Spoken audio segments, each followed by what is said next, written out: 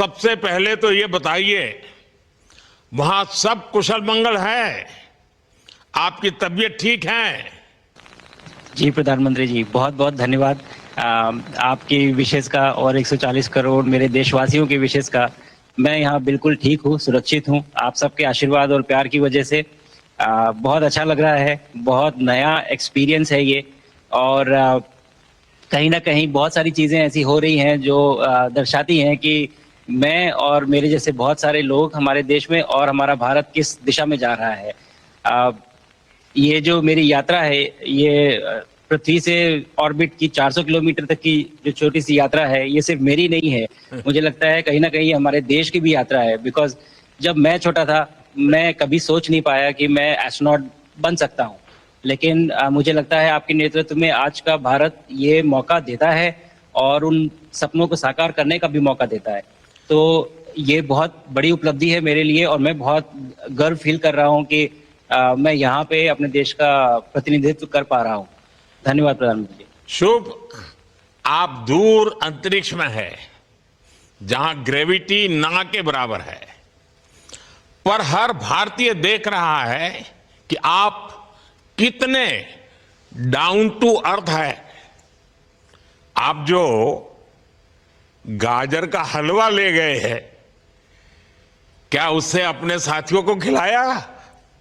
जी प्रधानमंत्री जी, ये कुछ चीजें मैं अपने देश की खाने की लेके आया था, जैसे गाजर का हलवा, मूंग दाल का हलवा और आमरस।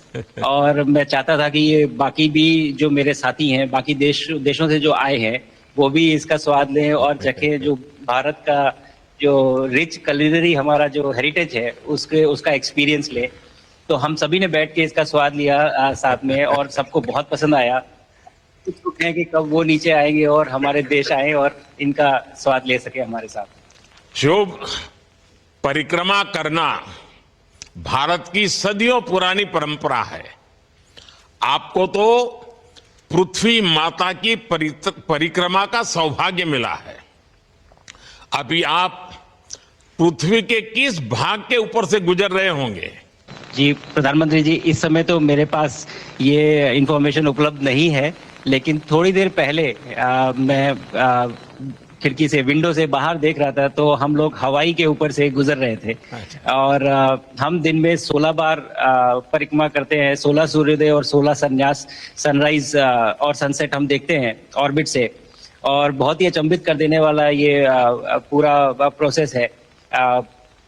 इस परिक्रमा में, इस तेज गति में, जिस हम इस समय करीब 28,000 किलोमीटर प्रति घंटे की रफ्तार से चल रहे हैं आपसे बात करते वक्त, और ये गति पता नहीं चलती क्योंकि हम तो अंदर हैं, लेकिन कहीं ना कहीं ये गति जरूर दिखाती है कि हमारा देश कितनी गति से आगे बढ़ रहा है इस समय, कि हम यहाँ पहुंचे हैं और अब यहाँ से और आगे जाना है। अच्छा शुभ, अंतरिक्ष की विशालता देखकर सबसे पहला विचार क्या आया आपको? प्रधानमंत्री जी, सच में बोलूं तो जब पहली बार हम लोग ऑर्बिट में पहुंचे, अंतरिक्ष में पहुंचे, तो पहला जो व्यू था वो पृथ्वी का था। और पृथ्वी को बाहर से देख के जो पहला ख्याल और पहला जो थॉट मन में आया वो ये था कि पृथ्वी बिल्कुल एक दिखती है। मतलब बाहर से कोई सीमा रेखा नहीं दिखाई देती, कोई बॉर्डर नहीं दिखाई देता। और दूसरी चीज जो बहुत नोटिसेबल थी, जब पहली बार भारत को देखा, तो हम मैप पे पढ़ते हैं भारत को, हम देखते हैं बाकी देशों का आकार कितना बड़ा है, हमारा आकार कैसा है, वो मैप पे देखते हैं। लेकिन वो सही नहीं होता, क्योंकि वो एक हम 3D ऑब्जेक्ट को 2D यानी पेपर पे हम उतारते हैं। भारत सच में बहुत भव्य दिखता है, बहुत बड़ा दिखता है, जितना हम मैप पे देखते हैं उससे कहीं ज्यादा बड़ा।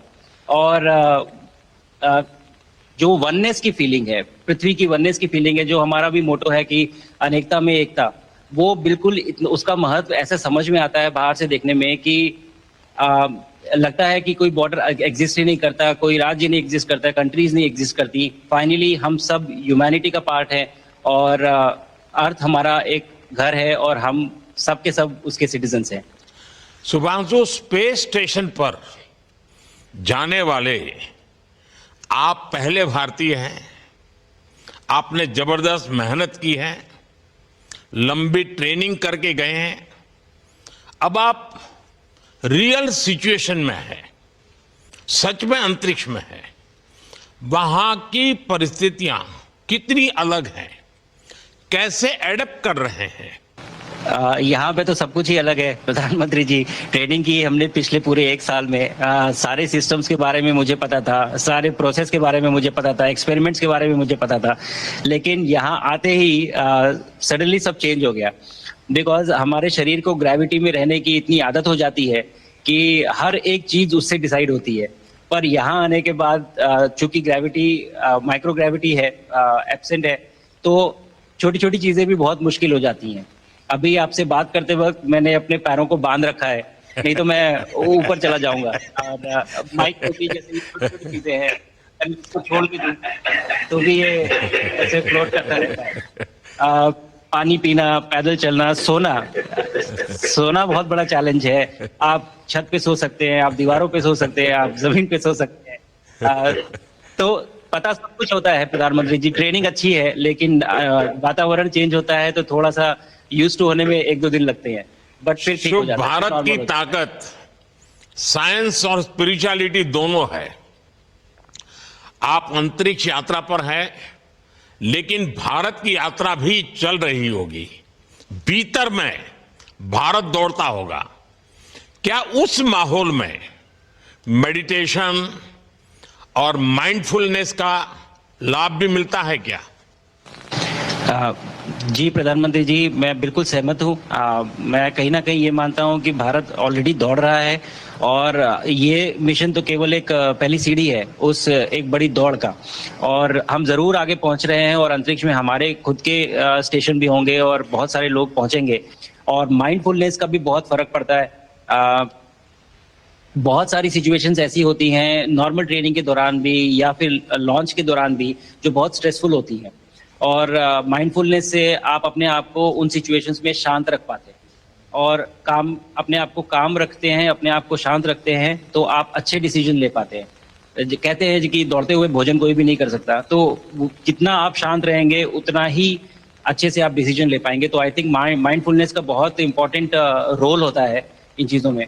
तो दोनों चीज़ें अगर साथ में एक प्रैक्टिस की जाएं, तो ऐसे एक चैलेंजिंग एनवायरनमेंट में या चैलेंजिंग वातावरण में मुझे लगता है ये बहुत ही यूजफुल होंगी, और बहुत जल्दी लोगों को अडेप्ट करने में मदद करेंगी।